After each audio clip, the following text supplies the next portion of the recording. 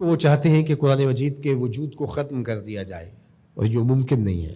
کتنے نسخے جلاؤ گے، اس کتاب کو ختم نہیں کر سکتے۔ اگر تم قرآن مجید پر پابندی بھی عائد کر دو، جس طرح ما وراء النہر کی ان ریاستوں میں ہوا تھا، قرآن مجید پہ پابندی تھی، کوئی گھر میں قرآن نہیں رکھ سکتا تھا، پکڑا جائے تو اس کا گھر گرا دیا جاتا تھا۔ لیکن جب یہ ریاستیں آزاد ہوئیں اور یہاں سے لوگ قرآن مجید لے کر وہاں گئے، وہ قرآن اٹھاتے تھے، چومتے تھے، روتے تھے اور کھولتے تھے، چنتے، پڑھنا نہیں آتا تھا، اور جب یہاں سے گیا ہوا کوئی شخص ایک آیت پڑھتا تو وہ آگے پڑھنے لگ جاتے، تو انہیں کہا جاتا تمہیں تو پڑھنا نہیں آتا، تم زبانی پڑھ رہے ہو۔ کہا کہ ہمارے پاس قرآن مجید کا نسخہ تو موجود نہیں ہے، لیکن ہماری ماں نے ہمیں قرآن یاد کروایا ہوا ہے۔ قرآن مجید کا مقابلہ ممکن نہیں ہے۔ یہ ہارے ہوئے لوگ ہیں جو نسخہ کتاب رحمت قرآن مجید کو آگ لگا کر اپنے خوب سے باطنی کا اظہار کر رہے ہیں۔ اس سے کتاب رحمت کی عظمت پر کوئی فرق نہیں آئے گا۔ اس کتاب رحمت کو کائنات سے محو نہیں کیا جا سکتا، سینوں سے، دلوں سے، دماغوں سے، روحوں سے۔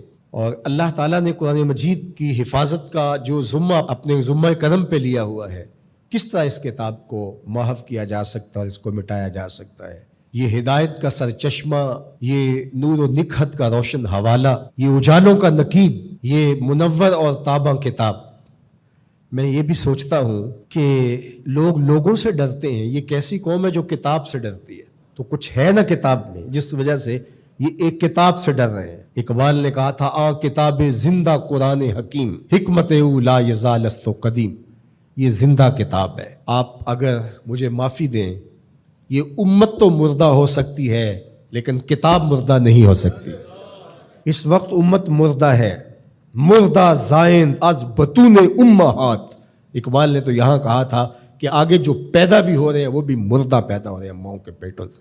یہ امت مردہ ہے اس وقت، تبھی یہ ہوا ہے۔ زندہ قوموں کے ساتھ ایسے نہیں ہوتا، لیکن کتاب مردہ نہیں ہے، کتاب زندہ ہے۔ ہمارے اندر اگر زندگی کی کہیں کوئی رمق موجود ہے تو وہ اس کتاب کی وجہ سے یا زندہ رسول کی وجہ سے، ورنہ ہم اپنا وجود ختم کر چکے ہوتے۔ یہ کتاب ہمیں مرنے نہیں دیتی، اس نے ہمیں زندہ رکھا ہوا ہے۔ پوری دنیا کفر کو اس کتاب نے سیخ پا کر دیا، اور یہ اپنے پارلیمنٹ کے اندر ہاتھ میں اٹھا کہتے ہیں اس کتاب کے ہوتے ہوئے مسلمانوں کو نہیں مٹا سکتے۔ تو اس کا مطلب یہ ہوا کہ تم مسلمانوں کو مٹا نہیں سکتے، چونکہ اس کتاب کی حفاظت اللہ نے اپنے ذمہ کرم پہ لی ہوئی ہے۔ اس کتاب کو تم مٹا نہیں سکتے، اللہ مٹنے نہیں دے گا۔ تو جب اس کتاب کو تم نہیں مٹا سکتے تو اسلام کو بھی نہیں مٹا سکتے۔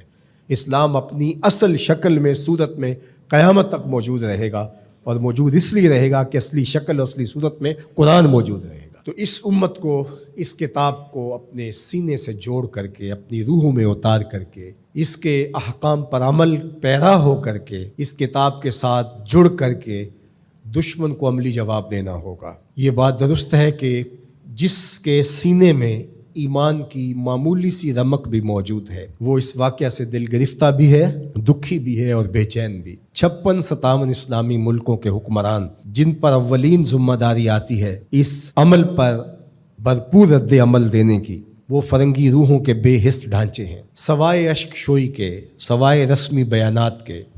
باقی ان سے کسی عمل کی توقع کرنا عبث ہے، فضول ہے۔ اس وقت عالم کفر جس طرح متحد ہے، عالم اسلام اس ایجنڈے پہ متحد نہیں ہے۔ یہ واقعات امت کو دوبارہ کھڑا کرنے کے لیے کافی تھے۔ جب 2006-07 میں جب یہ تسلسل کے ساتھ سب سے پہلے باقاعدہ ہوا تھا، ویسے تو یہ عرصہ دراز سے یہ سلسلے چل رہے ہیں، تو اس وقت میں بڑا پر امید تھا۔ جس طرح لوگ ایک دم سڑکوں پہ نکل آئے، مجھے لگتا تھا کہ جو اقبال نے کہا تھا مسلمان کو مسلمان کر دیا طوفان مغرب نے، تلاتم ہائے دریا ہی سے ہے گوہر کی سیرابی، کہ طوفان مغرب نے مسلمان کو مسلمان کر دیا ہے۔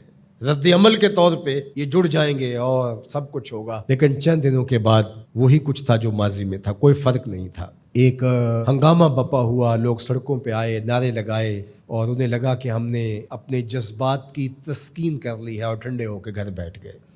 ہمیشہ ہوتا یہی ہے، جس طرح وہ کسی کو صدمہ پہنچے تو لوگ کہتے ہیں اس کو ذرا کھل کے رو لینے دو، کھل کے رو لے گا تو صدمے کی شدت کم ہو جائے گی، تو ہم کہتے ہیں ہمیں احتجاج کر لینے دو، اس کے بعد ہم پھر اسی جگہ پہ آ جاتے ہیں جہاں سے چلے ہوتے ہیں۔ اور دشمن بعض کا تو ہمارے رویوں سے اس کو وہ خوشی ملتی ہے جو اس کی توقع میں بھی نہیں ہوتی۔ بسا اوقات مختلف بلاد اسلامیہ کے اندر بالخصوص ارض وطن میں ایسا ہوتا ہے کہ دشمن اہانت رسول کرتا ہے، قرآن مجید کے نسخہ نور کو آگ لگاتا ہے، اور ہم رد عمل کے طور پہ اپنے ہی ملک کے لوگوں کے املاک کو جلا رہے ہوتے ہیں اور گاڑیاں جلا رہے ہوتے ہیں اور ایک دوسرے کو نقصان پہنچا رہے ہوتے ہیں۔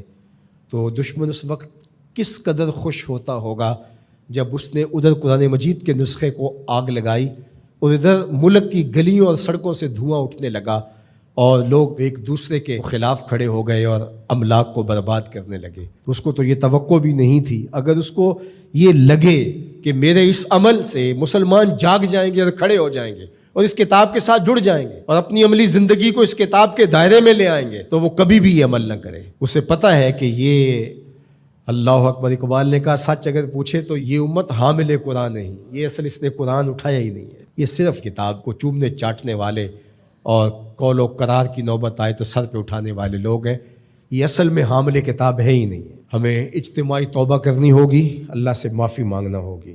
قومیں راتوں رات نہیں بنتی اور راتوں رات برباد بھی نہیں ہوتی۔ قوموں کو عروج پاتے صدیاں لگتی ہیں اور قوموں کو زوال پذیر ہوتے بھی برس برس لگتے ہیں۔ تو آج ہمیں عروج کے سفر کو تو شروع کرنا چاہیے اور ہمیں عملی طور پہ قرآن کے ساتھ جڑنا چاہیے۔ کیا میں آپ سے توقع رکھ سکتا ہوں یہ عزم کر کے جائیں کہ آج کے بعد زندگی قرآن کے مطابق گزرے گی اور ہم اپنی نسلوں کو قرآن پہ لائیں گے، ہمارے گھر میں قرآن کھلے گا، قرآن پڑھیں گے اور قرآن پر عمل پیرا ہو کر کے امت کی تشکیل کے لیے ہم اپنے کردار کو جو ہے وہ شروع کریں گے۔